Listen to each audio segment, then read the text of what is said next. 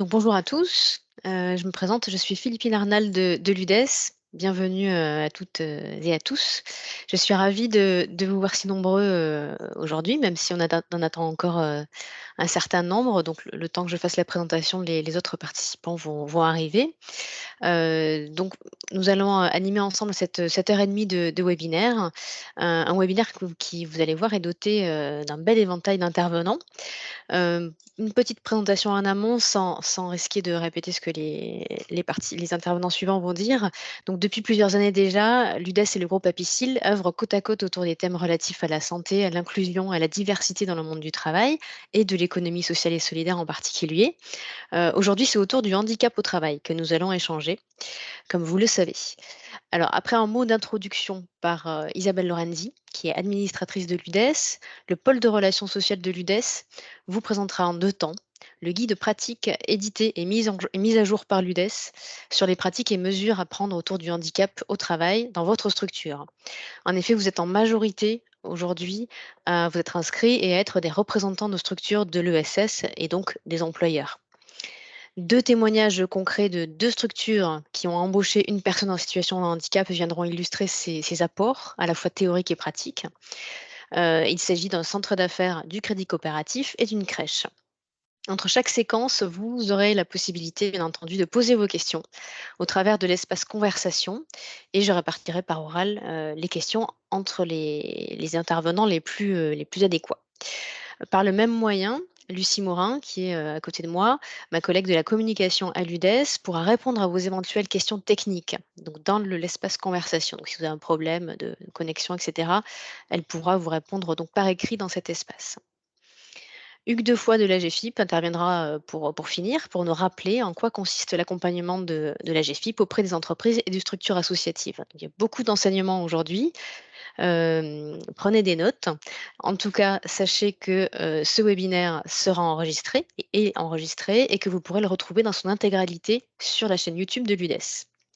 Donc, je laisse à présent la parole à Isabelle Lorenzi, présidente de la commission protection sociale et santé de l'UDES, en charge notamment des enjeux relatifs au handicap au travail. Donc, bonjour tout le monde. Merci d'avoir répondu aussi massivement avec votre participation au webinaire de ce jour. Je vais vous faire une petite propos introductif et puis ensuite on lancera les intervenants. Donc, merci d'être présent à ce webinaire donc, de ce jour qui est consacré au handicap au travail, en particulier sur les bonnes pratiques, les outils et les dispositifs d'accompagnement à l'égard des employeurs de l'économie sociale et solidaire. Alors, mener une politique en faveur des personnes en situation de handicap et de leur insertion professionnelle, c'est, vous le savez tous, agir en faveur de la diversité, c'est agir aussi en faveur de l'égalité des chances, de la lutte contre les discriminations et en faveur d'une société inclusive. Mais c'est aussi répondre à un enjeu sociétal de première importance qui s'inscrit profondément dans les valeurs défendues par les branches professionnelles et les employeurs de l'économie sociale et solidaire. Les branches adhérentes à l'UDES ont soit conclu des accords handicap de branche, soit impulsé une dynamique pour outiller et développer des actions en faveur de l'emploi et du maintien dans l'emploi des personnes en situation de handicap. Mais c'est aussi souscrire pleinement à la démarche initiée par l'appel des employeurs engagés de l'économie sociale et solidaire, diffusé par l'UDES le 25 novembre 2021.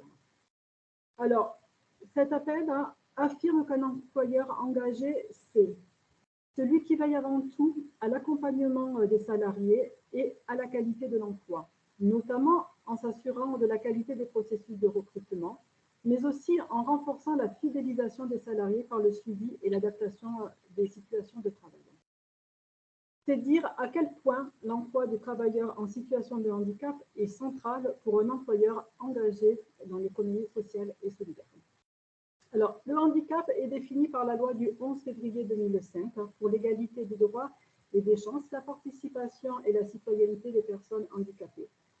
Et il y a une définition pour dire ce qu'est le handicap et ainsi constitue un handicap toute limitation d'activité ou restriction de participation à la vie en société subi dans son environnement par une personne en raison d'une altération substantielle, durable ou définitive, d'une ou plusieurs fonctions physiques, sensorielles, mentales, cognitives ou psychiques, d'un polyhandicap ou d'un trouble de santé invalidant. Ainsi, 6 grandes catégories de handicap sont distinguées: le handicap moteur, le handicap visuel, auditif, psychique, mental, c'est-à-dire des déficiences intellectuelles, et les maladies invalidantes. À cela s'ajoutent les troubles cognitifs et neurologiques. Alors, le handicap, on en parle souvent, pour mettre en avant les nombreuses obligations légales et réglementaires qui visent à encourager l'emploi des travailleurs en situation de handicap. Il est vrai que l'obligation la plus significative est celle pour les entreprises de 20 salariés et plus, en équivalent temps plein, d'employer des travailleurs en situation de handicap à hauteur de 6% de leur effectif salarié. Et la loi pour la liberté de choisir son avenir professionnel du 5 septembre 2018 a renforcé l'obligation d'emploi des travailleurs handicapés, avec pour objectif de privilégier l'emploi direct des personnes en situation de handicap et de simplifier la déclaration des employeurs. Alors, outre le respect des obligations légales, l'UDES invite les branches et les structures de l'économie sociale et solidaire à la mise en œuvre d'actions concrètes en faveur du handicap au travail et à développer la négociation d'accords. L'UDES s'est emparé de cet enjeu qui s'est traduit par la conclusion le 9 janvier 2019 de l'accord relatif à l'emploi des personnes en situation de handicap dans l'économie sociale et solidaire. Cet accord a vocation à s'appliquer dans le champ multiprofessionnel de l'économie sociale et solidaire, au niveau des branches et des structures. Il démontre l'intérêt des partenaires sociaux, syndicats de salariés et d'employeurs, de s'impliquer sur ce sujet au sein de l'économie sociale et solidaire. Ce texte est accompagné d'un guide pratique et opérationnel à destination des structures de l'ESS, quelle que soit leur taille, en vue d'agir pour l'emploi des personnes en situation de handicap. Ce guide, comme Philippine a pu le présenter, vient d'être remis à jour et vous sera donc présenté à l'occasion de ce webinaire. Sur le partenariat, on peut dire que l'UDES, fort de ses convictions, a développé depuis plusieurs années un partenariat avec le groupe Apicil, visant à mener des actions d'information et de sensibilisation sur le handicap au travail à l'égard des employeurs de l'économie sociale et solidaire. Ainsi, il y a eu une présentation, la parole donnée à 4 binômes employeurs-salariés en 2021. Mais il y a eu, et donc l'intervention, le podcast sont toujours accessibles sur la chaîne YouTube de l'UDES, et on vous invite, si vous n'y avez pas participé, à les consulter. En fin 2022, nous avons lancé une enquête en ligne sur les pratiques des employeurs de l'ESS en matière de handicap. Et c'est dans la continuité de ces actions que nous vous proposons aujourd'hui le présent webinaire. Alors, vous l'aurez compris qu'au-delà du respect des obligations légales et réglementaires, nous vous laissons dès à présent vous plonger dans le webinaire de ce jour sur le handicap au travail, bonnes pratiques d'outils et d'accompagnement des employeurs engagés dans l'économie sociale et solidaire. Et nous vous souhaitons à toutes et à tous un très bon webinaire, un excellent après-midi et surtout, ne soyez pas timides de poser toutes les questions qui vous viennent à l'esprit. Merci. Merci beaucoup Isabelle Lorenzi. Vous avez fait une bonne présentation de mise en contexte du travail que l'UDES a pu réaliser jusqu'à présent sur le sujet. Et vous avez annoncé, en effet, vous avez mentionné une enquête qui a été menée entre l'UDES et le groupe Apicil, et dont aujourd'hui, évidemment, nous allons vous présenter les résultats. Donc nous accueillons à présent Véronique Roux, chargée de mission RH, diversité et handicap, et Sofiane Chabani, responsable domaine inclusion, emploi et carrière au sein du groupe Apicil, pour la présentation des résultats de cette enquête menée fin 2022. À vous. Bonjour à tous. Merci, merci de nous accueillir aujourd'hui pour la restitution de ce questionnaire. On va démarrer avec Sofiane à mes côtés sur une très courte présentation du groupe et puis dérouler ensuite les résultats de l'enquête qui a été menée sur cette fin d'année auprès des structures de l'emploi, de l'économie sociale et solidaire. plus si vous voulez bien avancer. Merci. Donc, pour ceux qui ne nous connaîtraient pas, le groupe Apistil, c'est un groupe de protection sociale paritaire et mutualiste et dont l'activité s'articule autour de 4 métiers qui sont la santé-prévoyance, l'épargne, les services financiers et la retraite complémentaire. Et effectivement, nous sommes notamment engagés dans des actions en faveur de l'inclusion, que ça soit pour nous en interne pour nos collaborateurs ou en matière de bonnes pratiques auprès d'autres employeurs. Et puis, si on peut passer à la suivante. Merci. Très rapidement, le groupe Apistil, c'est pas loin de 2200 collaborateurs, 51 500 entreprises adhérentes et le 3e groupe de protection sociale en France. Voilà. Et on va rentrer maintenant un peu plus dans le vif du sujet.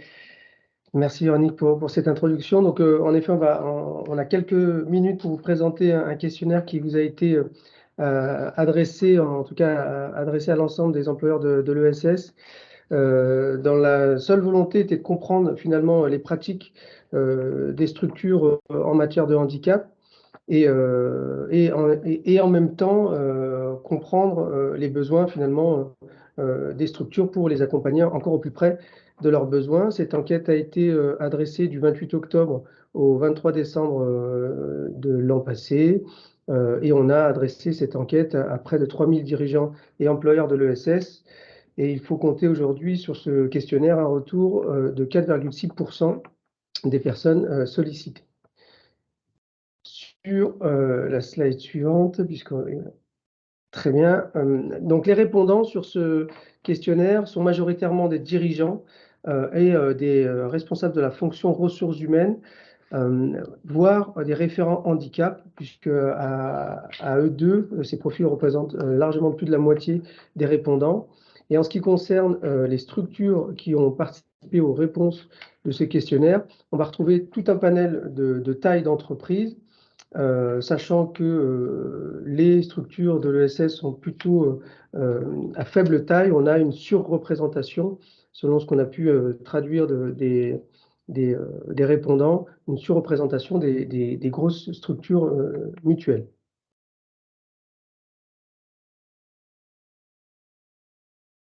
La slide suivante.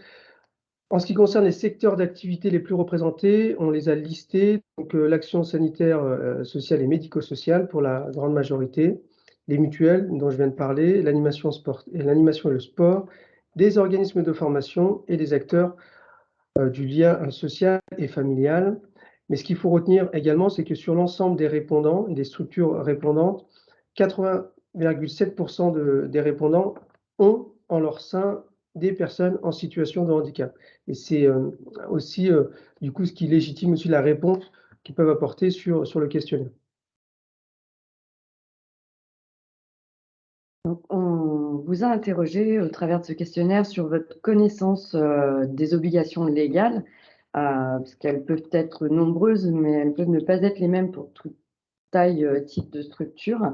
Donc, globalement, majoritairement, les répondants estiment avoir une connaissance quand même de façon complète ou partielle des obligations légales, pour un total à peu près de 95% des répondants. Et si on veut rentrer dans le détail sur la slide suivante. Oui. Alors sur la slide suivante, ça a été reprécisé par Madame Lorenzi juste avant dans l'introduction. En effet, les structures doivent mettre en place un certain nombre de mesures réglementaires. Alors en effet, elles sont obligatoires à partir d'un seuil minimal de 20 salariés. Et on voit que finalement, toutes les structures, quelle que soit la taille, s'intéressent et mettent en place des mesures en faveur des personnes en situation de handicap dans leur structure.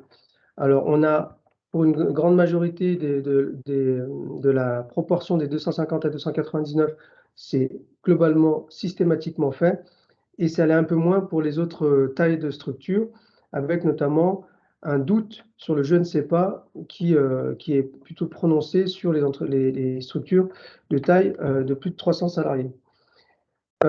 Et ça peut se comprendre parce que c'est vrai que le sujet du handicap est un sujet qui reste complexe et qui, en fonction des organisations, peut rendre en tout cas la mise en pratique de solutions dans les structures difficile. Et c'est aussi pour ça que le guide qui sera présenté juste après par Monsieur Leblond peut être intéressant à rappeler et en tout cas à avoir sous le coude. Sur la slide suivante. Oui, on s'est arrêté également sur les mesures et les actions mises en place dans les structures répondantes. Un chiffre qui est assez intéressant, qui est 63% des répondants n'ont pas mis en place de mesures au-delà de la réglementation. Et sur le reste, le gros tiers des répondants qui en ont mis en place, 66% des entreprises sont des entreprises de 50 salariés et plus. Et qu'est-ce qu'on retrouve dans ces actions au-delà de la réglementation? Eh bien, on retrouve majoritairement des aménagements particuliers, on imagine, de postes pour les collaborateurs en situation de handicap, des actions de sensibilisation, à peu près pour 1 sur 2, et puis la mise en place aussi de missions ou de référents handicap. Donc, si on prend en l'occurrence l'exemple du groupe Apistil, au niveau de sa structuration, 2200 collaborateurs, mais structurés en une douzaine d'entités différentes, de tailles différentes. Pour autant, effectivement, les référents handicap, on a fait le choix, nous, d'en mettre dans chacune de nos structures, y compris dans celles de moins de 250 salariés, parce que c'est à ce niveau-là de collaborateurs que l'obligation légale prend place. On a également sollicité des référents diversité qu'on a formés à être référents handicap et qui l'on compte parmi nos élus. On vous en reparlera peut-être plus tard. On a mis en place des partenariats avec Cap Emploi sur le maintien dans l'emploi et puis un certain nombre d'actions de recrutement spécifiques et un dispositif d'intégration, voilà, des personnes en situation de handicap dans nos structures. Donc, il y a plein de choses en fait qui sont possibles à mettre en place et peu importe, on va dire, la taille de la structure, il faut juste un petit peu de ressources et d'imagination pour avoir envie, ne serait-ce que de sensibiliser en fait ses collaborateurs. Sur le volet du dialogue social, on a du coup observé que seulement 12,6% des structures ayant participé au questionnaire ont conclu un accord d'entreprise sur le sujet de l'inclusion et des travailleurs handicapés. Et donc pour le reste, on considère que 41,3% ont mis en place un plan d'action. Donc ce qui n'est pas négligeable non plus, c'est-à-dire faute d'accord, certains se sont retournés vers un plan d'action qui est pour autant aussi, voire peut-être plus efficace, puisque le plan d'action nécessite un suivi et une forme, j'ai envie de dire, de suivi intensif pour assurer la mise en œuvre. Donc, cette obligation, elle est nécessaire pour toutes les entités, quelle que soit la taille. Et pour le coup, pour le groupe Apicil, si on doit faire un petit rex au sein de notre structure, on a en effet, nous, d'abord un accord du dialogue social. Donc, dans cet accord, nous prévoyons un certain nombre de sujets que nous souhaitons aborder. Et la diversité et l'inclusion fait, bien entendu, systématiquement partie de nos échanges. Donc ça, c'est un premier point. Ça fait partie de notre ADN. Nous sommes une structure avec une gouvernance paritaire. Donc ça, c'est dit. Ensuite, on a en effet, comme l'a dit Véronique, installé un dialogue aussi sous un format paritaire, puisque nos RRH, nos référents diversité peuvent aussi être des référents élus de nos structures. Et ça permet justement d'avoir une gouvernance plutôt très équilibrée. Et on peut voir également que sur ce slide, nous avons retenu un axe sur le télétravail, qui est un sujet qui s'est aussi invité, notamment post-Covid, par la force des choses, d'organiser la condition de travail à distance, à interroger sur les conditions de travail des personnes en situation de handicap. C'est vrai qu'on faisait beaucoup d'efforts sur site, mais on ne s'était pas forcément interrogé sur la condition au domicile. Et la période Covid nous a forcés et contraints, d'une certaine manière, à nous poser cette question. Et finalement, on a tous les outils pour bien faire aussi cette prise en compte au sein des domiciles des personnes en situation de handicap. Donc, pour le coup, on voit bien que cette sensibilité, elle est présente, en tout cas pour 60% des entreprises répondant.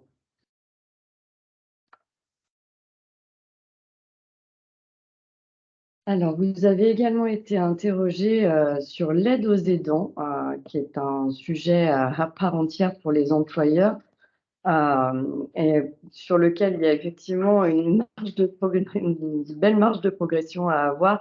Ça n'est pas propre aux structures de l'ESS, hein, c'est la société dans son ensemble qui doit avancer encore sur ce sujet d'aidance. Donc, sur les répondants, vous êtes 19,3% à avoir mis en place un congé pour les proches aidants. Il faut savoir que c'est un congé qui est légal, donc n'importe quel employeur peut être sollicité par un collaborateur pour accéder à un congé proche aidant. Bien sûr, ça doit rentrer dans certaines cases, donc je vous invite quand même à vous informer, à vous renseigner sur ce congé proche aidant. Et puis 13,3% des répondants ont mis en place des mesures spécifiques au-delà de la réglementation. Alors, l'idée, c'est d'assurer aussi le maintien dans l'emploi des aidants. C'est là où la qualité de vie au travail et le handicap se rejoignent un petit peu et vont de pair, parce que quand on parle de handicap au travail, ça peut être un collaborateur handicapé, mais ça peut aussi être un collaborateur aidant d'un proche handicapé ou en perte d'autonomie et qui va rencontrer un certain nombre de contraintes pour maintenir son employabilité dans l'entreprise. Donc, aujourd'hui, on porte à votre connaissance, au travers de ce webinaire, un certain nombre de dispositifs que Lucie va vous mettre à disposition dans la conversation. C'est tout d'abord un petit film sur nos actions propres au groupe Apistil en faveur des aidants. Donc, ça peut déjà vous éclairer sur certains dispositifs qui sont mis en place. Et on a la chance de disposer, nous, de fonds sociaux qui nous permettent de soutenir des projets collectifs qui vont, on va dire, améliorer la société dans son ensemble sur certaines thématiques. Et la thématique des aidants nous est chère. Et c'est pourquoi on a soutenu la mise en place de la première métropole aidante qui a vu le jour à Lyon et qui est un dispositif qui va être multiplié sur d'autres métropoles à l'échelon national, qui est un guichet unique pour faciliter justement la vie des aidants et qu'ils puissent trouver des ressources facilement en un seul endroit. Et puis, on a voulu porter à votre connaissance également dans ce webinaire Ma boussole aidant, qui est un dispositif de notre fédération de retraite complémentaire Agir Carco. Et quelque chose dont je ne vous ai pas mis le lien, mais qui est intéressant en tout cas à retenir, c'est qu'il existe aujourd'hui aussi pour les entreprises un label entreprise aidante avec Cap Andéo, Andéo qui est une structure que nous connaissons bien au niveau du groupe Apistil, et d'ailleurs pour lequel nous sommes en train de voir pour labelliser certaines de nos entités. Donc, je vous invite vraiment à aller regarder ce qui peut se faire en matière d'aidance et pour obtenir ce label entreprise aidante. Ça peut passer par du don de congé aidant, ça peut passer par la création de café des aidants. Il y a vraiment plein de choses à faire. Donc, c'est un sujet qui vaut le coup d'être creusé. Super. Alors, sur l'enquête et sur l'approche recrutement, pardon, en effet, des préjugés persistants, puisque à la lecture des réponses, on observe 46,7% des répondants avoir justement dans leur offre, précisant que leur offre soit accessible, pardon, aux personnes en situation de handicap, et 43 ont mis en place des actions de recrutement spécifiques pour aller recruter des personnes en situation de handicap. Ça, c'est déjà une très bonne chose. Pour autant, on a insisté sur le terme préjugé persistant, puisque dans les verbatims qui ont été associés à ces questions, on a été plutôt surpris par les motifs, parfois, justement, de l'autre moitié des entreprises n'ayant pas rendu accessible leur emploi ou rencontré des personnes en situation de handicap. Pour seul motif, par exemple, et sans jugement, hein, mais vraiment, c'est vraiment en partageant avec vous, d'avoir des locaux au deuxième étage. Donc, ce n'est pas un argument, entre guillemets, puisque, encore une fois, il existe différents types de handicap. Ça a été précisé par Madame Lorenzi. Cette question du handicap moteur, en l'espèce, n'est pas forcément une problématique pour beaucoup de nos structures. Donc, voilà, important de rappeler, vraiment de se rappeler ces types de préjugés ou de stéréotypes. Et en même temps, et là, c'est plutôt un Rex qu'on voulait vous partager avec Véronique, c'est qu'on a bénéficié d'une convention avec la GFIP pour une durée de 3 ans, puisqu'un certain nombre de nos structures n'étaient pas au taux légal des 6%. Et cette convention était d'ailleurs, je la conseille pour un certain nombre de structures qui ne l'ont pas mise en place. Nous ont fait la remarque de systématiser finalement l'accessibilité de nos offres d'emploi aux personnes en situation de handicap, handi accueillant si je puis dire, et ou à minima préciser les conditions particulières d'exercice. Et ça permettra de toute façon à chacune des structures employeurs d'élargir son vivier de candidats et puis aux candidats, à la lecture de l'offre, de se positionner en fonction de l'information qu'on lui communique. Donc voilà, vraiment, ce conseil-là, il est valable pour toutes les structures et nous y attachons parce que c'est important d'aller dans ce sens-là et laisser la liberté au candidat de se positionner en fonction de son handicap. Et puis pour terminer, effectivement, nous vous avons interrogé sur la perception voilà, par les dirigeants de l'économie sociale et solidaire, pour dire que 95,5% pensent que les entreprises de l'ESS ont un rôle à jouer en matière d'inclusion des personnes en situation de handicap et que plus de 93% trouvent utile de sensibiliser les collaborateurs à la question du handicap au travail et de former les acteurs du maintien dans l'emploi de ses salariés. Alors, pour vous dire, ce qui est assez drôle pour nous, c'est qu'il y a bientôt 3 ans, on a lancé notre premier baromètre, les Français et l'inclusion, où on voulait interroger voilà, la société dans son ensemble sur qu'est-ce qu'elle entendait par inclusion, diversité et inclusion, et comment est-ce qu'on pouvait avancer tous ensemble dans ce sens. Et là encore, vous retrouverez le lien du baromètre dans la conversation. Il se trouve que 86% des Français estiment que l'entreprise, en fait, a un rôle à jouer et la place même avant les pouvoirs publics. Et ça, c'est quelque chose quand même qui nous avait fortement interpellés. Donc, on est dans le vrai, et je pense encore plus dans le vrai avec les structures de l'ESS, très clairement. Et alors, quand on parle de structure de l'ESS, on a vu les différents profils exposés par Sofiane tout à l'heure. On sait qu'il y a tout type et toute taille de structure et qu'on n'est pas tous outillés de la même façon, et notamment en termes de veille sociale. Et, on porte également à votre connaissance au travers de ce webinaire un site qui s'appelle monentrepriseinclusive.com, dont vous allez également retrouver le lien, qui peut vous permettre de sensibiliser vos équipes, mais aussi de disposer d'une veille sociale permanente. Donc, je vous invite fortement à aller regarder sur ce site qui peut vous donner de l'info sur plusieurs types, thèmes en tout cas, de discrimination qui ont été sélectionnés parmi les 25 thèmes existants. Voilà. Et vous dire qu'on avait eu beaucoup de plaisir à travailler ce questionnaire et ce webinaire avec l'UDEF. Merci beaucoup. Merci à tous les deux. Merci. Alors, j'espère que ça a été enrichissant pour tout le monde, surtout que vous avez pu illustrer ces résultats par des exemples qui sont propres au groupe Apicil.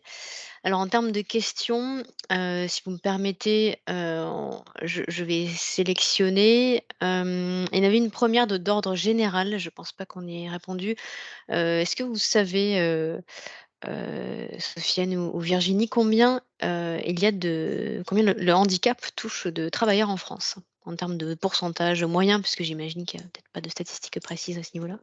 Alors, Alors, il n'y a quel est pas le taux de chômage des personnes en situation de handicap, puisqu'on en a parlé très récemment. Maintenant, il est de, oui, il est de 9%, un peu plus de 9% le taux de chômage des personnes en situation de handicap.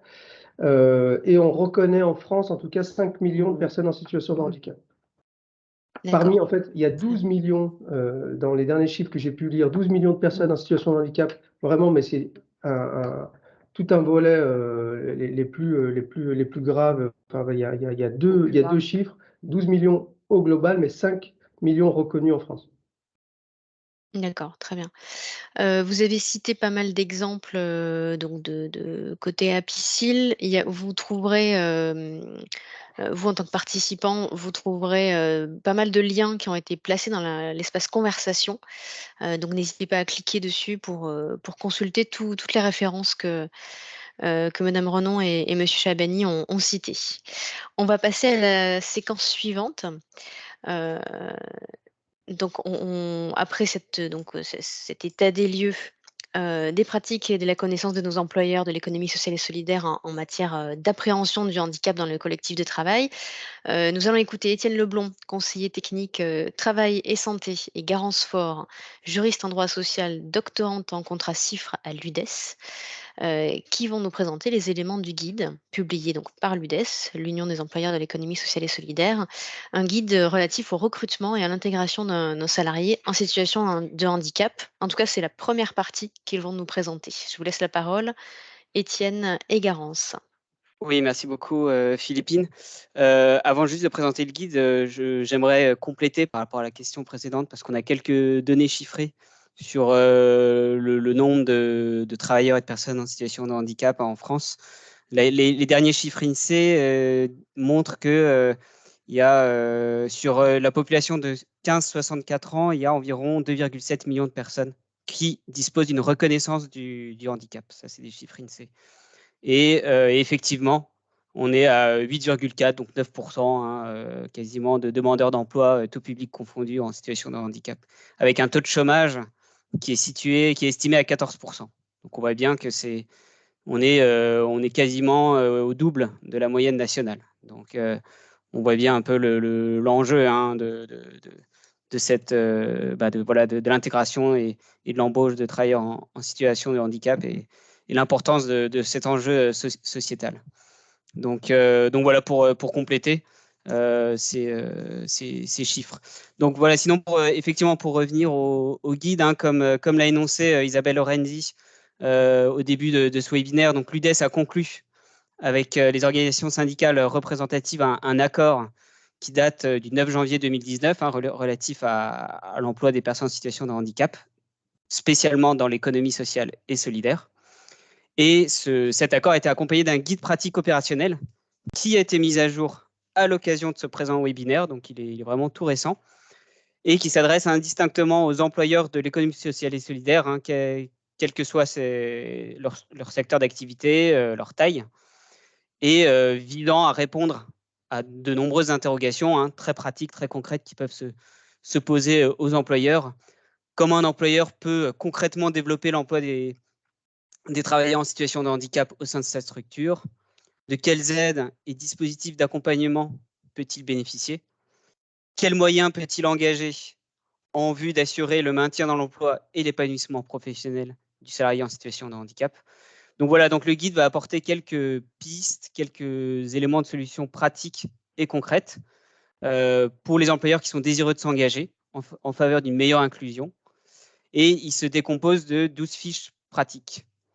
Donc je vais dès à présent céder la parole à ma collègue Garance Faure qui va vous présenter de manière synthétique les 6 premières fiches.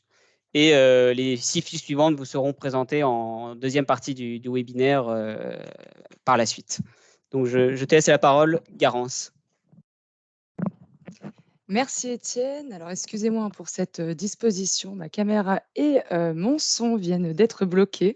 Donc, pardonnez-moi. Donc, comme l'a dit Étienne, moi, je vais vous présenter la première partie du guide handicap, c'est-à-dire donc jusqu'à la fiche numéro 6, la fiche thématique numéro 6. Bon, pour commencer, ce guide contient un préambule, un glossaire, relativement classiquement. Il s'ensuivent un quiz qui vous permet donc de tester vos connaissances et un autodiagnostic qui va vous permettre, qui va porter sur vos pratiques en entreprise. Pour une entreprise, agir en faveur des personnes en situation de handicap est très profitable hein, puisqu'il s'agit d'un enjeu de ressources humaines, de santé au travail, de responsabilité sociale, d'image, etc. Au préalable, il est nécessaire de savoir ce à quoi renvoie la notion de handicap au travail.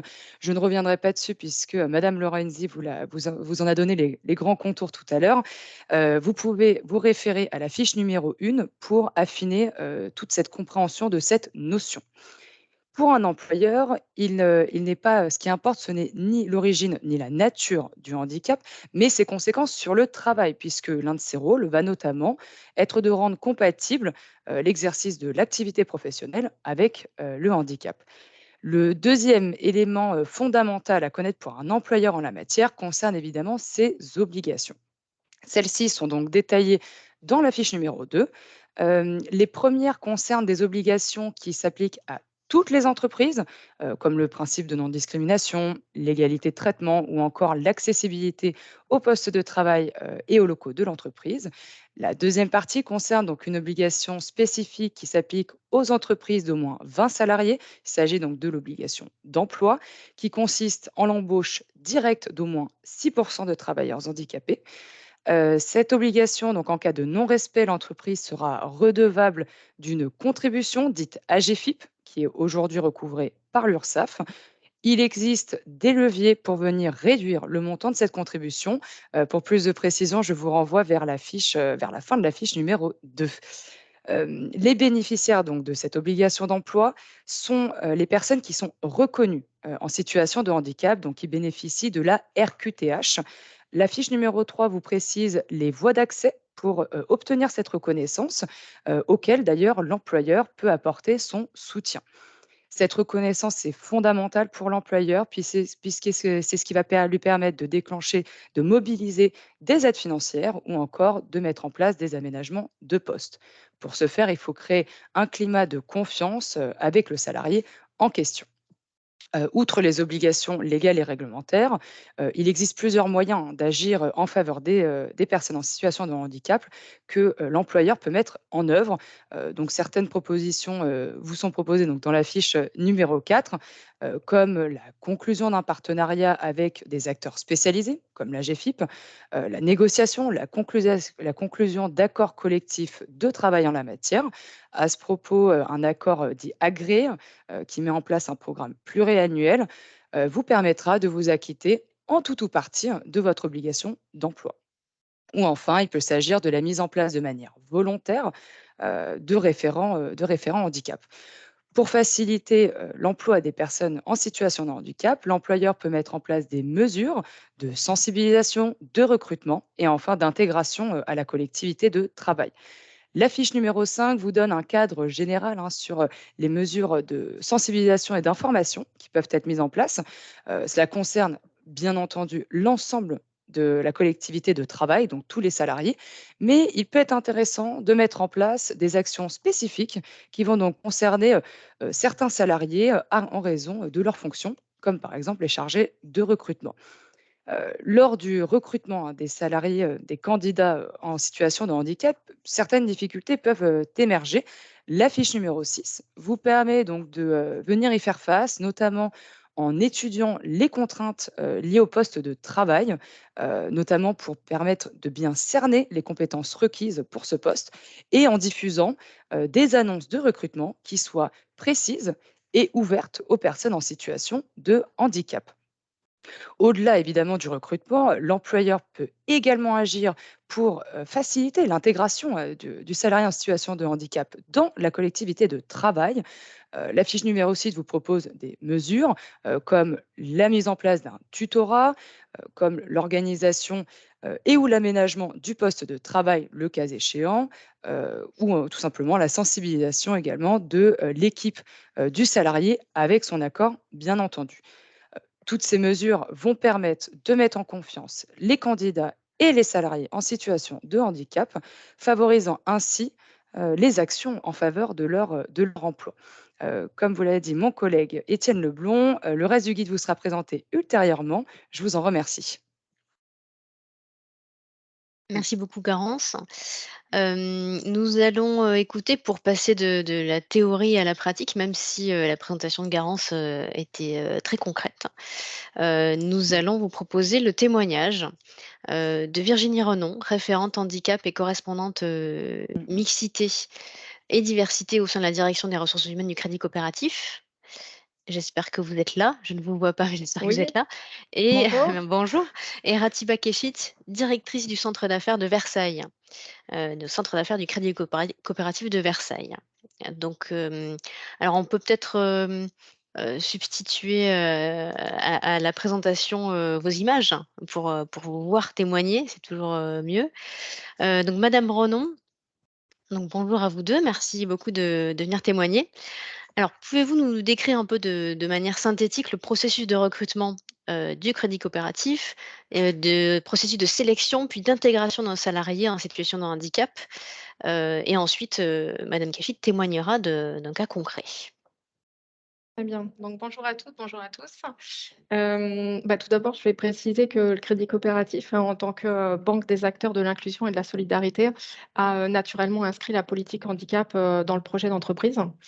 Donc ça se traduit notamment par le suivi du taux d'emploi handicap, comme indicateur stratégique, mais également par la fixation d'objectifs annuels de recrutement, donc par type de contrat. Donc pour les alternants, pour les CDD, CDI, également pour les auxiliaires d'été. Ensuite, en termes de recrutement, donc la mission handicap, elle intervient à 2 niveaux. Le premier, au niveau du sourcing, donc nous sourçons, soit en autonomie avec des partenaires, comme les Cap Emploi, soit avec, des, prestataires donc spécialisés, donc des cabinets de recrutement, spécialisés sur le handicap, donc que l'on va missionner, parce qu'en fait, on se rend compte, qu'aujourd'hui, il y a vraiment une guerre, des talents, sur le marché. Et le deuxième niveau, donc, c'est que la mission handicap est vraiment intégrée dans le process de recrutement et d'intégration. Donc on peut, citer 4 étapes, emblématiques. Donc la première, c'est que nous nous occupons donc de la préqualification et donc c'est le moment, idéal, également pour identifier avec le candidat, les conséquences du handicap sur sa journée de travail et ainsi donc les solutions, d'aménagement de poste et que l'on peut envisager et surtout de s'assurer qu'on est en capacité, de les mettre en place. Donc l'objectif, c'est vraiment de transmettre au manager un CV clé en main, donc voilà, à la fois sur le volet, compétences, mais également sur le volet, conséquences du handicap sur la journée avec les aménagements de poste. Deuxième étape, c'est qu'on, est amené à sensibiliser les managers, donc à la fois sur les enjeux en termes de recrutement, donc de, travailleurs en situation de handicap et également donc sur, l'entretien d'embauche. Donc comment aborder donc le handicap lors d'un entretien, de recrutement. Troisième étape, c'est qu'on a à cœur, d'organiser, un entretien de bienvenue dès l'intégration, du collaborateur en situation de handicap. Et la quatrième étape, c'est qu'on peut être amené, si le collaborateur et le manager, sont partants, donc à sensibiliser l'équipe, selon les situations et les besoins.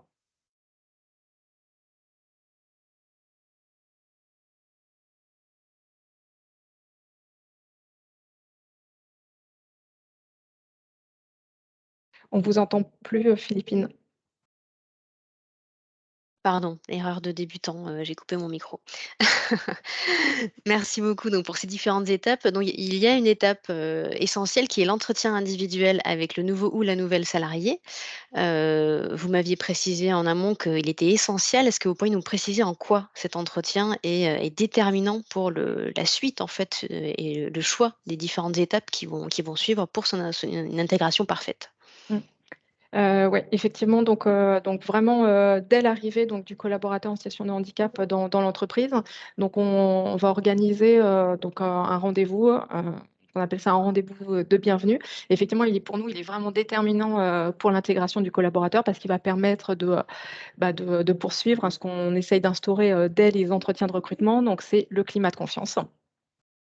Et puis c'est le moment aussi, lors de ce rendez-vous, on va identifier avec le collaborateur s'il souhaite, ou non garder, la confidentialité de son statut de travailleur en situation de handicap. Donc vis-à-vis de la RH, du manager et ou de l'équipe. Moi Et pardon. Ouais et du coup, il y a, aussi 3 autres objectifs qui sont importants sur ce rendez-vous. C'est Mmh. que, on va évidemment faire ou refaire connaissance avec lui, mais on va également lui présenter, toutes les personnes, qui sont, les personnes ressources en interne sur lesquelles il va pouvoir s'appuyer. On va échanger, vraiment en profondeur donc sur ses, éventuels besoins, ses éventuelles difficultés, rencontrées dans le quotidien au travail pour, mieux, affiner les aménagements de poste et enfin on va lui préciser, les droits et les services auxquels il va pouvoir, bénéficier avec son statut de travailleur en situation de handicap et également, toutes les questions donc qu'on a le droit de lui poser et donc les réponses, qu'il peut, pas, donner. Voilà. D'accord. Donc je vois une question qui passe, je vous la pose en continuant. Vous êtes donc cet entretien, il est bien individuel, mais il est suivi quand même aussi d'un entretien un peu plus, collectif avec les gens qui vont travailler directement avec lui, hein. C'est ce qu'on a entendu et puis je fais référence à une question qui est posée, à côté. Ouais. Oui, effectivement, Oui. donc ce rendez-vous de bienvenue, il est tout d'abord individuel, donc avec le collaborateur.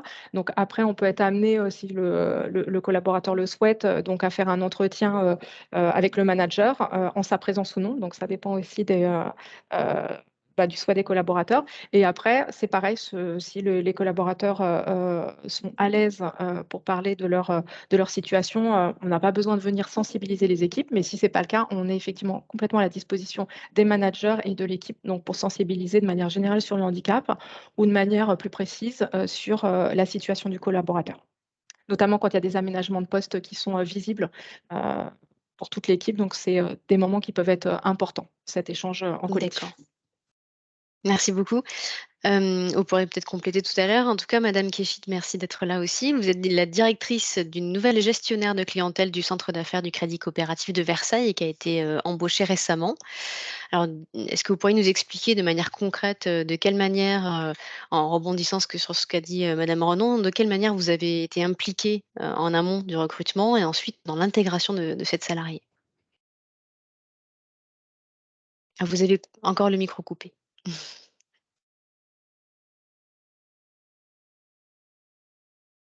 On ne vous entend pas.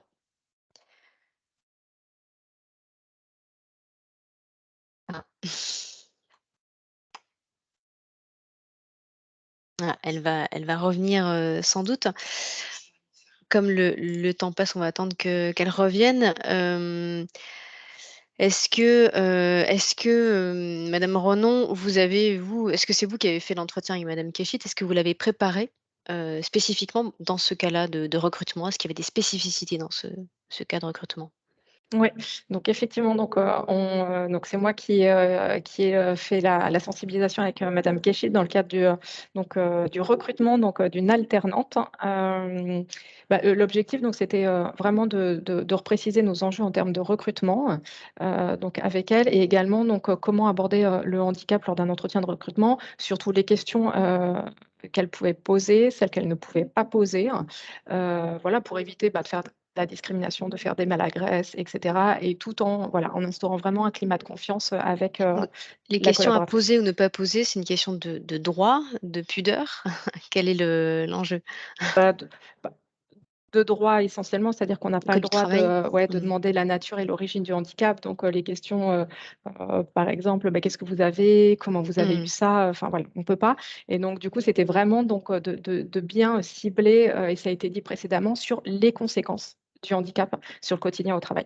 Et donc là, dans le cas précis de notre collaboratrice, donc de notre alternante. Donc, c'était essentiellement, donc, comme type de compétence, de conséquences, donc c'était de la fatigue chronique euh, et des difficultés un peu sur les déplacements, notamment en termes d'escalier. Donc, il y avait une problématique aussi voilà, d'aménagement peut-être des locaux à avoir et éviter le port de charge lourde.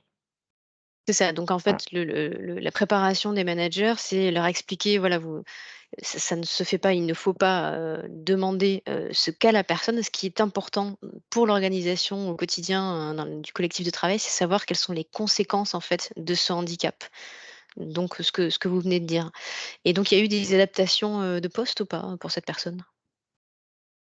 Alors oui, il y a eu comme aménagement de poste, enfin en tout cas, et là ça a été point de vue organisationnel, et c'est Madame Keshid donc qui l'a mis en place. Donc c'était que la collaboratrice soit au plus proche de sa tutrice pour que sa tutrice soit comment dire fasse en fait attention à la fatigue et à des répercussions donc de son travail sur la fatigue et sur la gestion du stress. Etc. Donc, ça a été essentiellement là-dessus, puisqu'après, sur les ports de charges lourdes, donc a priori, il n'y en avait pas, ou de manière très ponctuelle. Donc là, c'était plutôt à dire, bon, on fait attention, on ne lui demande pas de porter de charge tout court. Et il n'y avait pas de problématique aussi sur le déplacement, donc au niveau des escaliers. Voilà, C'était donc voilà, ce que essentiellement j'ai sur de la fatigue et donc voilà, sur de la conséquence c'est donc, ça. des traitements sur le quotidien au travail. Donc d'après ce que j'ai compris, j'accélère un petit peu, si vous permettez. L'intégration s'est très bien passée. Il n'y a pas eu d'obstacle en particulier. Est-ce que vous auriez un conseil, à donner à d'autres recruteurs qui n'auraient pas encore passé le pas? Deux conseils. Le premier, c'est vrai que le fait de constituer un bon binôme avec le manager paraît essentiel parce que voilà, le climat de confiance est vraiment hyper important. Et donc, le fait aussi voilà, que l'ARH, mission handicap avec le manager, ça fonctionne bien et puis on s'appuie. Donc, voilà, donc c'est déjà le premier conseil.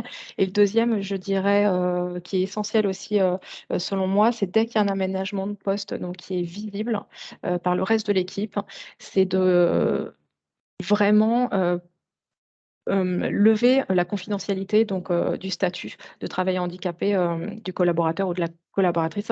Donc, pour éviter de la jalousie, des quiproquos, etc. Donc voilà, donc c'est vrai que voilà, dès que nous on a un peu le réflexe, dès que c'est visible, on engage en tout cas le collaborateur à prendre la parole là-dessus. Et s'il ne souhaite pas le faire, Très bien, merci. on le fait pour lui. Merci beaucoup. Et donc, Merci. Madame Kifid n'a pas pu se reconnecter. Donc, elle dit son conseil, c'est foncer. Voilà, n'hésitez pas, allez-y.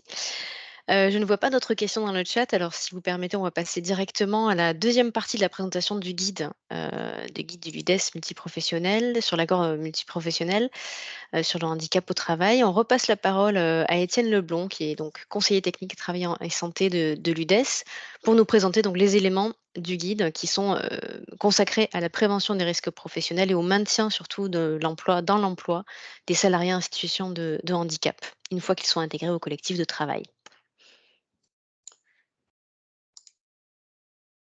Merci beaucoup, Philippine. On a vu dans la première partie webinaire, Garance Fort vous a présenté les 6 premières fiches, donc, qui avaient pour but de poser le cadre du handicap au travail, de proposer des pistes en faveur de l'embauche et l'intégration des travailleurs en situation de handicap. L'enjeu maintenant suivant pour l'employeur, c'est comment maintenir les travailleurs concernés dans leur emploi, comment favoriser leur épanouissement professionnel. Et donc, c'est l'objet d'une partie des fiches suivantes. Et donc, effectivement, les salariés en situation de handicap sont particulièrement concernés par la prévention des risques professionnels. Comment s'organise cette prévention? La fiche 7 que vous avez sous les yeux propose diverses pistes de travail pour répondre à cet enjeu. Elle précise notamment les organismes qui peuvent accompagner l'employeur dans ses démarches, tels que les services de prévention et de santé au travail, les CARSAT également, ou même des organismes nationaux comme l'INRS.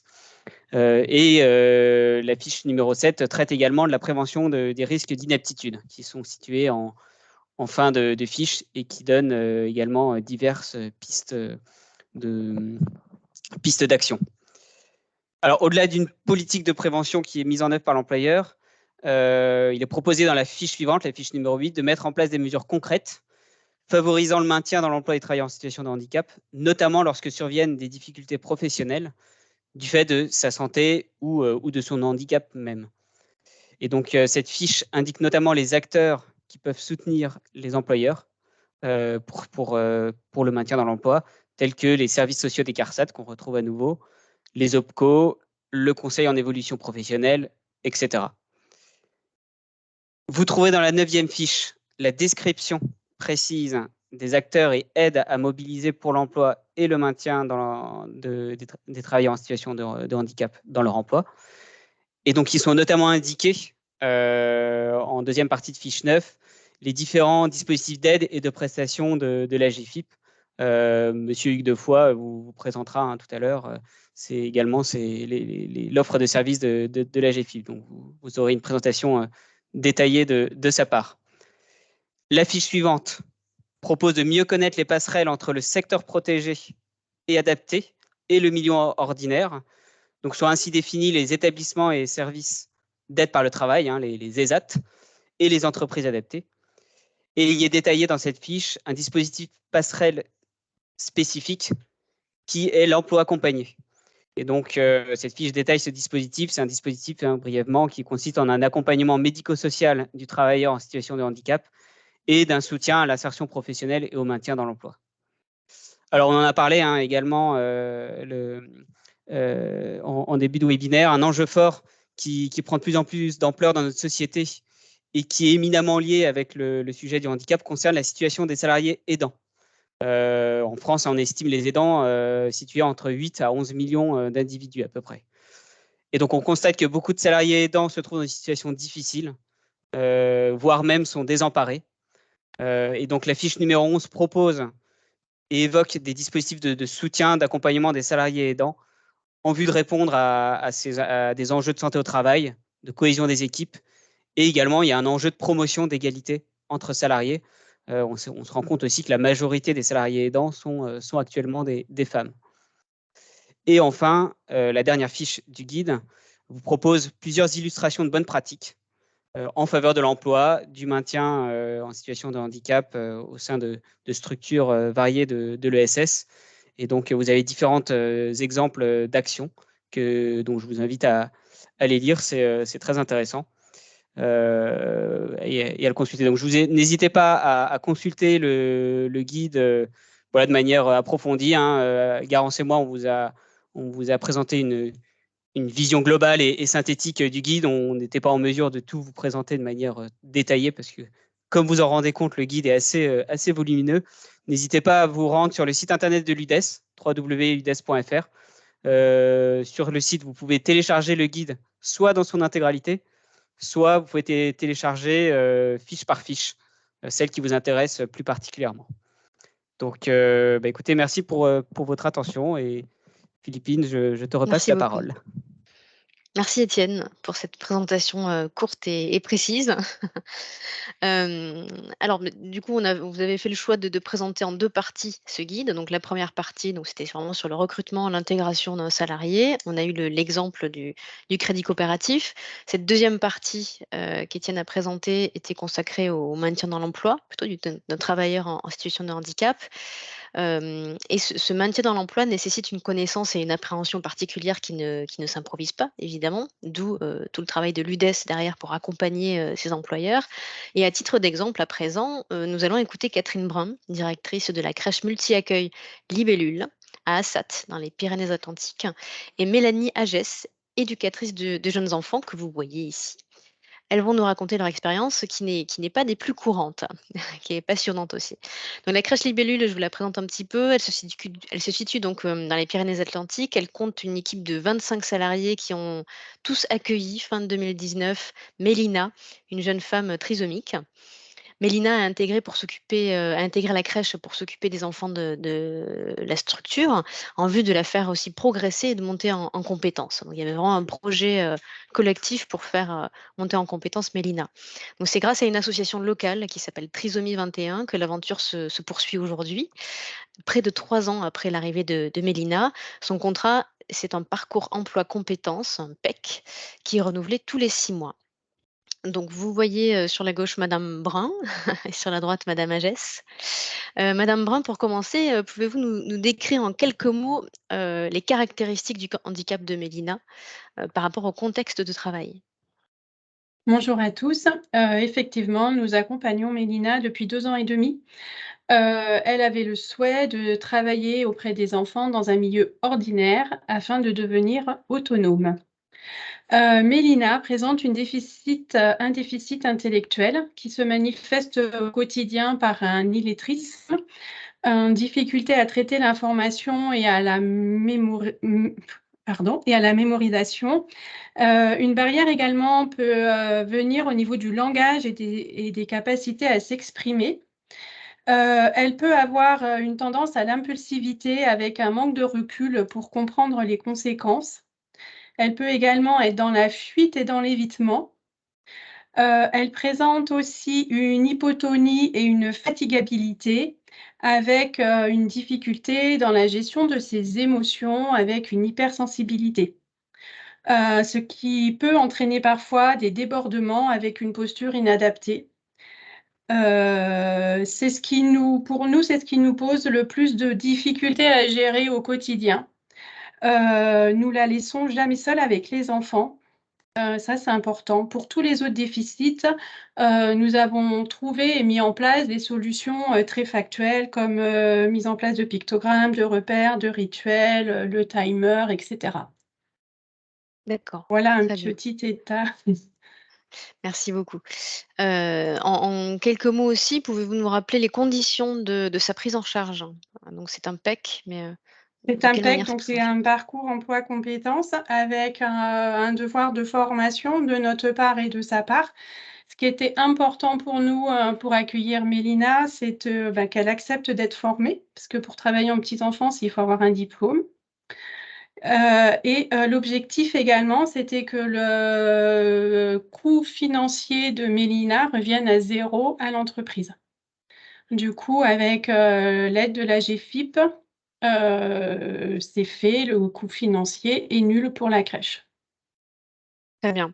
Et donc de quelle manière, donc l'association que j'ai citée tout à l'heure, Trisomie 21, vous aide-t-elle au quotidien? Elle vous fournit, je crois, un certain nombre d'outils et un accompagnement, ciblé. Oui. Trisomie 21, ils sont présents depuis le début. Dès le premier contact téléphonique, en fin de compte, on a eu, c'était nos interlocuteurs. Ils accompagnent Mélina dans son maintien dans l'emploi. Ils l'accompagnent aussi dans son autonomie personnelle. Et nous, ils nous accompagnent aussi dans son parcours d'emploi. Concrètement, on a des réunions à peu près tous les 2 mois avec l'éducateur de Mélina. Dès qu'on a une difficulté, il est joignable, on l'appelle, on échange par téléphone. Lors de ces réunions-là, pour nous, c'est vraiment un soutien.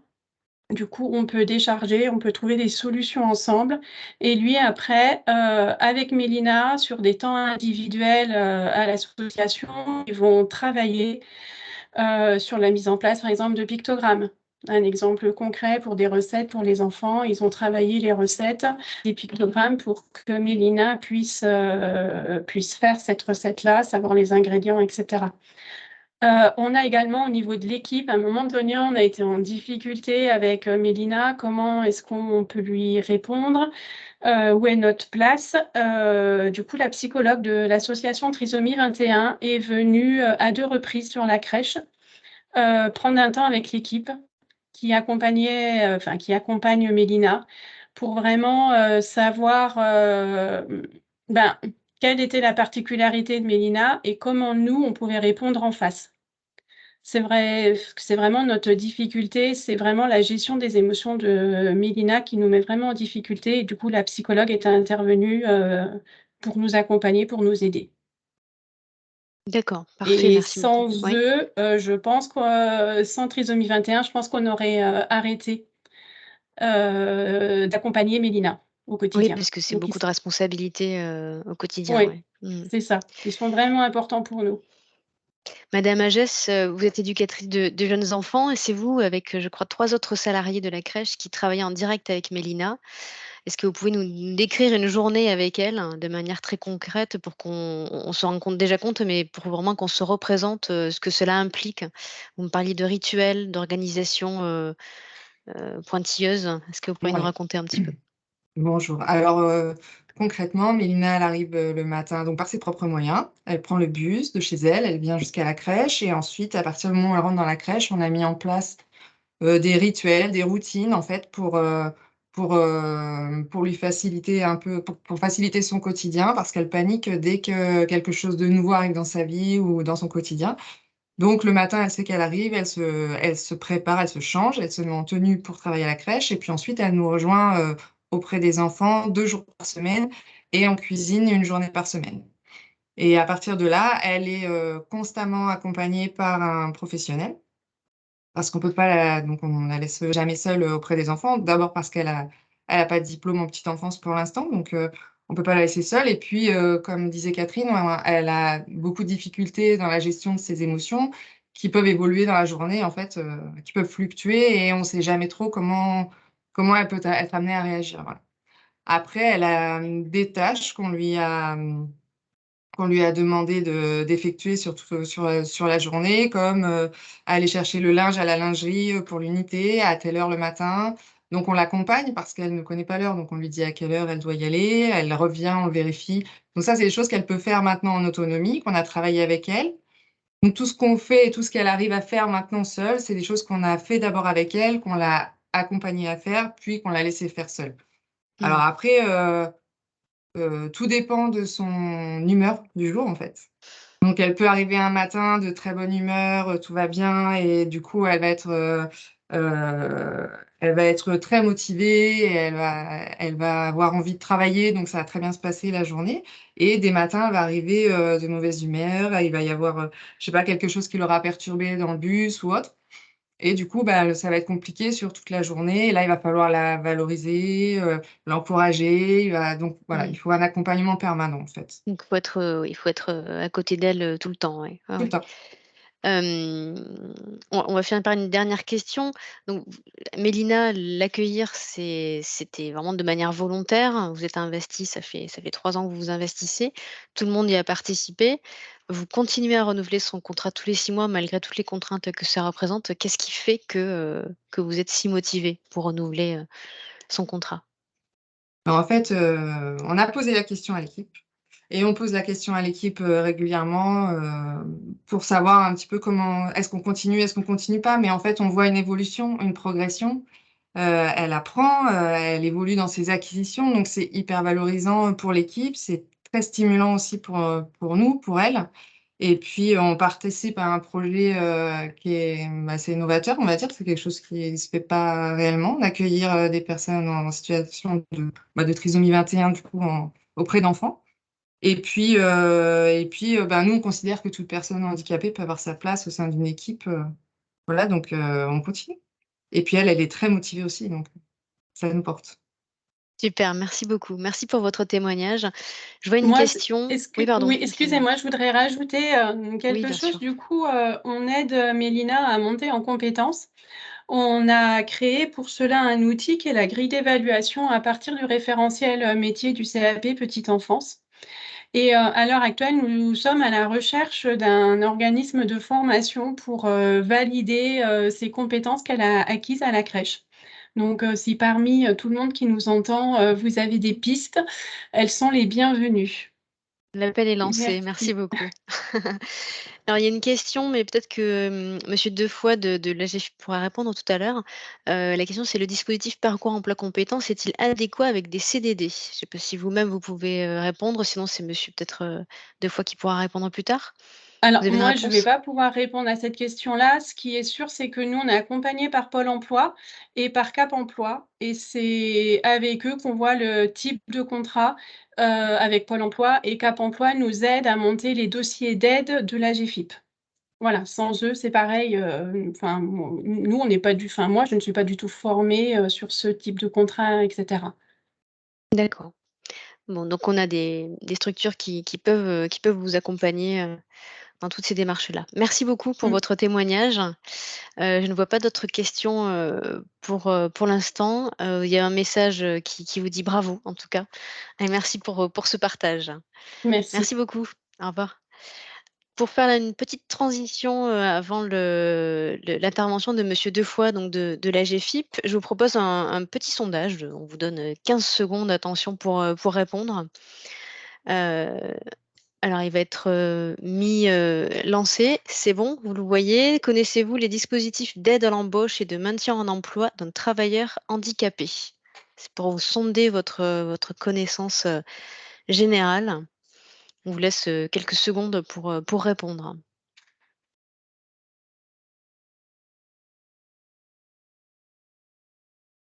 Oh là! Alors 1er, là on a terminé, on a quelques réponses, on attend un petit peu plus. Ah non, vous n'avez pas tous répondu. On était à 50-50. Allez, un petit effort, on a la moitié qui a répondu.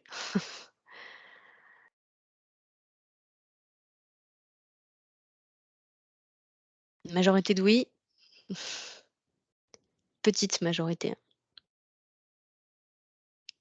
Encore un petit peu.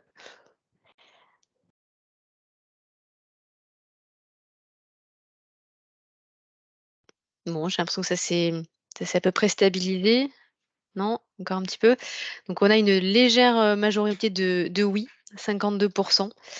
Ce qui correspond à peu près quand même, il me semble, à aux résultats de notre enquête, menée avec le groupe Apicil. C'est perfectible. Il y a pas mal de connaissances à acquérir à ce sujet-là. On va donc donner la parole à Monsieur Defoy, directeur métier en charge de la mobilisation du monde économique et social à la GFIP, pour nous présenter ce qu'est la GFIP et en quoi la GFIP peut nous aider en tant que structure de l'ESS pour recruter et maintenir dans l'emploi un travailleur en situation de handicap. Monsieur Defoy, êtes-vous là? Je ne vous vois pas. Je suis là. Ah, Bonjour. parfait. Merci de votre invitation. Alors, je n'ai pas répondu au sondage parce que je ne voulais pas fausser évidemment les résultats. Alors, on a prévu un petit support et c'est vrai qu'on n'a pas beaucoup de temps, donc on va essayer de passer, enfin de diffuser rapidement et puis de faire un focus effectivement sur. Alors, par contre, il n'est pas, je vois qu'il s'affiche, mais pas du tout en plein écran, parce que moi je ne peux rien faire, hein, donc je ne sais pas si vous pouvez faire quelque chose par rapport à ça. Alors, il n'y a plus rien à l'écran, hein. Peut-être rappeler quelques données de contexte. Oui, vous pouvez commencer à présenter la GFIP de manière globale et puis, le temps qu'on remette Alors, la présentation. voilà, on avait des questions tout à l'heure sur des chiffres, hein. On a bien 2,9 millions de personnes qui sont titulaires de ce qu'on appelle une reconnaissance administrative du handicap et ça fait 7,2% des 15-64 ans. On a actuellement un chômage qui atteint son plus bas niveau depuis 7 ans. Mais attention, parce qu'effectivement, même si les chiffres du chômage sont bas pour les personnes en situation de handicap, il y a encore quand même beaucoup de choses à faire, parce qu'on a un taux d'activité et un taux de chômage qui reste beaucoup plus bas que pour les personnes qui ne sont pas reconnues donc, avec un handicap. Donc ça justifie pleinement ce qu'on a entendu tout à l'heure, hein, qu'il faut continuer de se mobiliser, même si pour autant on a quand même des choses qui évoluent avec 1,1 million de personnes qui travaillent aujourd'hui, toutes catégories d'emplois confondues, privé, public et puis aussi le secteur adapté. Alors la présentation elle est figée là, je ne sais pas qui. Ouais, Alors vous pouvez nous indiquer, je suis désolée, on n'a pas pu vous donner la main. Il suffit de nous indiquer de passer, ouais, les et slides en ça s'affiche pas. Ouais, on voit pas tout. Bon, OK. Donc le taux d'emploi qui a été évoqué, il est de 3,5 effectivement aujourd'hui et bon, il progresse néanmoins, il progresse faiblement, mais on va dire qu'il progresse de 0,1 point par an. Alors encore une fois, à côté de ces chiffres-là, il y a des choses qui sont plutôt positives. Alors, rappelez effectivement la GFIP, nous sommes nous-mêmes une structure paritaire. Et là, je vais faire aussi assez court, hein, puisqu'on n'a pas beaucoup de temps. Ce support-là, il sera diffusé à l'ensemble des participants. Nous sommes le produit de la loi de 87 qui installe en France la politique du quota, hein, avec ces 6% qui ont été également évoqués tout à l'heure, 6% de personnes en situation de handicap dans les entreprises de plus de 20 salariés, et puis avec ces contributions qui sont versées par les entreprises qui ne sont pas à la cible, qui ne sont pas aux 6%, nous déployons des services en direction des personnes en situation de handicap pour construire un projet professionnel, pour se former, pour trouver un emploi. C'est la planche suivante. Voilà. Pour conserver un emploi, pour créer son activité, puisqu'on intervient aussi en direction des personnes qui ont des projets de création d'activité. Bien sûr pour les entreprises, et puis on va y revenir parce que je vais faire un petit focus. Et l'idée, c'est bien de construire une stratégie, un plan d'action, voilà, pour permettre d'inclure le handicap, évidemment, dans sa politique RH, et surtout de fabriquer ce qu'on appelle les entreprises inclusives. Et puis, on travaille en partenariat avec tout un tas d'acteurs, et je vous invite à passer directement pas celle d'après, mais celle encore d'après, pour dire que la GFIP, voilà, nous sommes à peu près 480 collaborateurs. C'est encore après. Et que donc on travaille avec beaucoup d'acteurs. Certains ont été cités, hein, on voit Cap Emploi pour l'emploi. On est à la croisée de ces dispositifs avec donc les acteurs du service public de l'emploi, tout un tas de partenaires spécialisés avec des expertises pointues sur des typologies de handicap, les acteurs de la santé au travail, parce que c'est important évidemment pour le maintien dans l'emploi, la formation professionnelle, et puis des cabinets spécialisés aussi pour faire des diagnostics pour les entreprises et pour les branches professionnelles. On va y revenir. Alors, les planches d'après, je vous propose de les défiler très très rapidement parce que c'est juste pour vous donner à voir donc un panorama très rapide. Nous avons des accompagnements donc avec voilà, Cap Emploi, Pôle Emploi, la ressource handicap formation, c'est compenser le handicap en situation de formation. Le réseau des référents handicap, et là on va y revenir aussi, c'est animer cette communauté d'acteurs qui font vivre les politiques handicap dans les entreprises et illustration concrète aujourd'hui, puisque nous avions les collègues d'Apicil qui voilà, ont des référents handicap également. Du conseil et d'accompagnement pour les entreprises, on va y venir. Comet France, c'est aussi un réseau spécialisé pour le maintien dans l'emploi. Et puis, d'autres types d'accompagnement sur la branche suivante, l'emploi accompagné, que certains connaissent peut-être également, qui est cofinancé par la GFIP. Voilà, je passe assez rapidement tout ça. Une politique d'aide, vous en avez cité quelques-unes tout à l'heure, des aides en direction des personnes et des aides en direction des entreprises. J'ai entendu parler tout à l'heure voilà, de dossiers AGFIP, d'aide AGFIP, de prise en charge au titre, par exemple, de l'adaptation de la situation de travail. Nous avons cette politique d'aide qui est orientée vers nos deux bénéficiaires, si je puis dire, les personnes et les entreprises, et les planches qui suivent détaillent les aides. Donc, je pense que nous n'avons bien évidemment pas le temps de rentrer dans ce détail, mais vous avez les montants avec les objectifs, donc tout ça peut être utile si vous souhaitez approfondir un peu le sujet. Alors, on va faire un petit focus sur ce qui nous intéresse plus particulièrement aujourd'hui, ce qu'on appelle la mise en mouvement des employeurs, alors des employeurs de l'économie sociale, solidaire, mais tout type d'employeurs, puisque la GFIP, évidemment, travaille avec tous les employeurs, quelle que soit leur taille, quel que soit leur secteur d'activité, et aussi, évidemment, avec des branches professionnelles, puisque nous avons aussi quelques conventions avec des branches. Alors, sur l'accompagnement des entreprises, on a ce qu'on appelle une offre de conseil et d'accompagnement qui vise donc à faire une analyse de la situation, tout ça étant réalisé par la GFIP ou réalisé par un cabinet spécialisé. On regarde comment fonctionne l'entreprise, on regarde où en est l'entreprise par rapport à son obligation d'emploi, comment elle fonctionne, comment elle travaille sur ce sujet. On a des produits aussi type autodiagnostic. Le diagnostic action, c'est le diagnostic réalisé par un cabinet. Et tout ça, ça nous amène à mettre en place un plan d'action qui peut être voilà, une feuille de route assez simple, mais qui peut nous amener aussi, comme ça a été évoqué dans nos échanges tout à l'heure, et comme nous l'avons fait avec Apicil, à signer une convention où nous nous répartissons finalement entre l'entreprise et la GFIP les ressources qui sont nécessaires à mettre en œuvre ce plan d'action.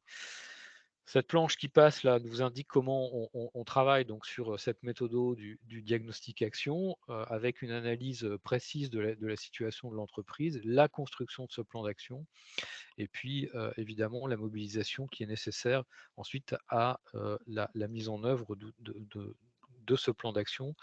Alors, une démarche qui engage l'entreprise et les acteurs parties prenantes dès son démarrage, c'est important de souligner qu'on ne fait rien sont deux choses extrêmement importantes. À la fois le portage, évidemment, du sujet au plus haut niveau de l'entreprise, voilà, COMEX, comité de direction, management, évidemment, et puis, bien entendu, dans le cadre d'un dialogue avec les partenaires sociaux, puisque construire une politique d'emploi, ça se fait bien sûr dans le cadre du dialogue social, le handicap étant lui-même un objet de dialogue social. Alors la GFIP reste en appui, c'est la planche suivante, de l'accompagnement à la mise en œuvre du plan d'action, avec des choses qui sont assez classiques, hein. En général, il y a 6 axes, de la sensibilisation, de la formation, de l'information et de la communication. Évidemment, recrutement et intégration, et on a entendu tout à l'heure des exemples de bonnes pratiques sur ces sujets. Le maintien dans l'emploi, c'est vrai que faire progresser le taux d'emploi dans une entreprise ou dans une association, c'est évidemment se préoccuper de l'accès à l'emploi, mais aussi du maintien dans l'emploi, c'est extrêmement important. On a parfois tendance à l'oublier. Éviter de licencier des personnes pour inaptitude, éviter la rupture de l'activité professionnelle, ce qu'on appelle la désinsertion professionnelle, c'est évidemment un enjeu qui est fort. On a un axe sur l'accompagnement des parcours professionnels des salariés en situation de handicap, parce qu'évidemment, il y a un enjeu à ce qui puisse bien entendu continuer à évoluer aussi dans l'entreprise.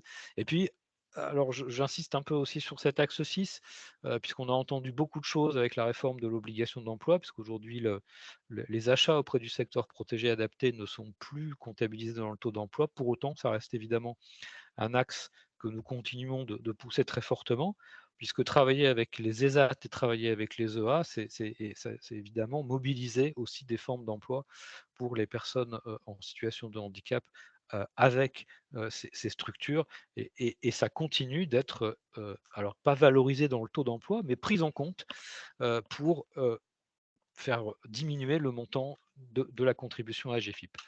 Un mot sur le réseau des référents handicap, puisque on l'a dit, alors je sais pas, non, on l'a pas dit, mais je l'ai écrit, je crois, tout à l'heure dans le chat. Il y a une obligation aujourd'hui pour les entreprises de 250 salariés de désigner un référent handicap. La GFIP a fabriqué une offre en direction de ces référents qui s'appelle le réseau des référents handicap, qui consiste donc à les réunir régulièrement sur l'ensemble du territoire pour qu'ils puissent échanger sur leurs bonnes pratiques, se professionnaliser, si je puis dire, monter en compétences, que des nouveaux référents qui viennent d'être nommés puissent travailler avec des anciens plus aguerris. Et donc, c'est extrêmement important cette mise en réseau et le fait d'animer cette communauté d'acteurs qui, encore une fois, sont des acteurs essentiels pour la mise en œuvre des politiques handicap. Et on organise un temps fort régulier avec l'université du réseau des référents handicap qui va se tenir au mois de mars cette année à Bordeaux, et on invite évidemment les référents handicap qui sont à l'écoute lors de ce webinaire à nous rejoindre pour ce temps fort. Qu'est-ce qu'on fait aussi dans le cadre du réseau des référents handicap? On a des modules de professionnalisation qui sont destinés justement aux référents handicap pour leur permettre justement d'appréhender tous les contours, si je puis dire, de leur mission, s'outiller. Bon, et ces modules d'appui à la professionnalisation, ils sont destinés au RRH, mais vous allez le voir, nous en avons également, si je puis dire, en direction d'autres acteurs qui font vivre aussi le sujet handicap dans leurs organisations, notamment au sein des organismes de formation, puisqu'il y a des référents handicap aussi dans les CFA, mais aussi en direction des organisations syndicales, puisqu'on a des référents handicap dans le cadre des organisations syndicales. C'est la planche suivante, et je vous invite. Est-ce que je Alors peux voilà, vous interrompre, pour vous poser une question? mais vous Ces pouvez. ces modules de formation sont en ligne, c'est ça? Vous avez une plateforme en ligne, on peut, les suivre, Non, ils sont, à alors partir du site ça de la GFIP, c'est ça? non, pas forcément. Il y a toutes les modalités, il y a du présentiel et du distanciel. Et on est en train de monter une plateforme justement qui va s'appeler APRO, Appui à la professionnalisation, qui va permettre de gérer toutes les inscriptions, mais qui nous permettra aussi de gérer demain les inscriptions aux ateliers du réseau des référents handicap. Mais ça fonctionne d'ores et déjà, hein, évidemment, et on a toutes les modalités, distanciel et présentiel. Et je vous invite à vous D'accord. rapprocher des délégations régionales de la GFIP pour en bénéficier. Donc voilà, ça donne un exemple dans la planche d'après sur qu'est-ce qu'on fait concrètement, voilà, dans le cadre d'un module d'appui à professionnalisation en direction d'un référent handicap en entreprise. Bon, ce qui vous permet voilà, vous avez des informations générales, des choses plus orientées sur le recrutement et sur le maintien dans Mmh. l'emploi, l'écosystème, toutes les prestations, tous les acteurs qu'on peut mobiliser, puisque vous savez qu'il y a de nombreux acteurs sur le sujet du handicap. Alors, Je vois que faire, vous avez des outils de sensibilisation également, et on va peut-être terminer par ça. faire vivre le sujet du handicap, c'est aussi évidemment sensibiliser. Donc, on a développé pas mal de ce qu'on appelle désormais chez nous des produits sur étagère. Alors, l'Active Box, ça c'est tous les mois. vous recevez votre box avec flyers, affiches et tout ce qu'il faut pour parler d'un handicap en particulier. Donc voilà, guide pratique. Et ça permet justement dans les entreprises, évidemment, de créer un espace d'échange et en s'appuyant sur ces outils qui sont livrés clé en main et que vous pouvez adapter. Ensuite, évidemment, les visuels sont adaptables avec les logos des entreprises. On a des jeux, puisque le jeu, ça marche toujours bien. Andy Pursuit, qui est un vieux jeu maintenant, mais qui continue de bien fonctionner, qui est ce qu'on appelle un jeu de plateau. C'était la planche suivante. On a développé des nouveaux produits type Active Games. Alors, encore une fois, je ne vais pas rentrer dans le détail de ça, mais c'est ce qu'on appelle un serious games pour parler tout à fait bien français. Active Challenge, ça dure voilà, presque 3 semaines sur lesquelles on mobilise des collectifs de travail, parce que tous les jours, il y a des épreuves et ça permet voilà, de mettre en tension un collectif, une équipe ou toute une entreprise autour du sujet du handicap. Et donc, évidemment, on a le résultat à la fin. Le premier Active Challenge a été organisé l'année dernière. C'est une entreprise de travail temporaire de la région Auvergne-Rhône-Alpes qui s'appelle Adéquate, qui a gagné le challenge l'année dernière. Alors, tout ça pour dire que voilà, on est évidemment, puisque j'ai entendu tout à l'heure des choses intéressantes avec à peu près 41% voilà, dans le cadre du sondage tout à l'heure, des répondants qui avaient mis en place un plan d'action, 12% qui avaient conclu un accord. Nous sommes là, évidemment, pour accompagner, à mettre en œuvre voilà, un plan d'action, à réfléchir à comment on peut progresser, avancer sur le sujet du handicap et à mobiliser toutes les expertises et tous les outils qui existent sur ce registre et qui permettent, parce qu'in fine, c'est quoi? In fine, c'est évidemment d'avoir des entreprises inclusives et puis surtout des personnes en situation de handicap qui travaillent et qui conservent leur emploi. Merci. Voilà. Merci beaucoup, monsieur Defoy, pour cette présentation synthétique et en même temps, on a appris beaucoup de choses sur la GFIP et on a bien compris qu'on pouvait tout retrouver sur le site de la GFIP et auprès des référents territoriaux, c'est ça? Des délégations régionales de la Des GFIP. délégations régionales de la GFIP, pardon. Merci beaucoup. On va laisser la parole et le mot de conclusion à Isabelle Lorenzi. Donc, toujours administratrice de l'UDES, en charge de la protection sociale et de la santé. Merci à tous les participants et je vous laisse la parole, Isabelle Lorenzi, pour le mot de la fin. D'accord. Alors, j'ai lu dans le fil de conversation qu'il semblerait qu'on ne m'ait pas très bien entendu en introduction. Donc, je vais essayer de C'est parler mieux là un maintenant. peu plus Oui. fort. Hein. Alors, à cet instant, il me revient de clôturer ce webinaire, qui est un webinaire que je qualifierais de riche en enseignements sur le handicap au travail dans nos structures de l'économie sociale et solidaire. Et je tenais aussi et je tiens à remercier les nombreux participants. Alors, un grand merci au groupe Apicil qui soutient depuis plusieurs années les actions de l'UDES, en particulier sur le thème du handicap et de l'aidance. Et puis, un merci particulier aux intervenants, Véronique Roux et Sofiane Chahabani, donc, du groupe Apicil, qui ont travaillé avec l'UDES sur l'élaboration de l'enquête et qui ont aimablement accepté d'en présenter les résultats aujourd'hui. Et c'était fort instructif. Nous comptons sur cette action, vous l'aurez compris, et les retours des employeurs de l'économie sociale et solidaire pour engager de nouvelles actions sur le thème de l'inclusion, de la diversité, un domaine dans lequel il reste encore malheureusement beaucoup à faire. Un grand merci ensuite à tous nos témoins, les représentants du Crédit Coopératif et de la crèche Libellule, qui nous ont apporté de quoi réfléchir sur l'engagement, sur l'investissement, je dirais sur la richesse et l'apport humain que représente l'intégration d'un salarié en situation de handicap dans l'entreprise. Merci aussi, il ne faut pas les oublier, à l'équipe du pôle communication et du pôle relations sociales de l'UDES pour leur travail minutieux de mise à jour et de présentation du guide relatif au handicap au travail dans l'économie sociale.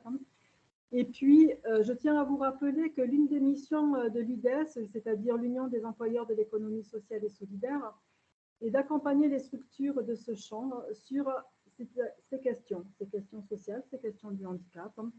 Mais au-delà de ce webinaire, nos équipes sont à votre disposition pour répondre à vos questions sur la question effectivement du handicap au travail, de l'inclusion, de la diversité, mais aussi sur tout thème de dialogue social qui se poserait dans votre structure. Alors, n'hésitez pas à les solliciter et je vous souhaite un bon après-midi à tous. Merci. Merci à tous d'avoir participé à ce webinaire, à cette webconférence. Retrouvons-nous sur le site de l'UDES et sur la chaîne YouTube où vous pourrez revoir ou conseiller de voir ce webinaire qui a été enregistré. À bientôt. Merci. Merci à tous.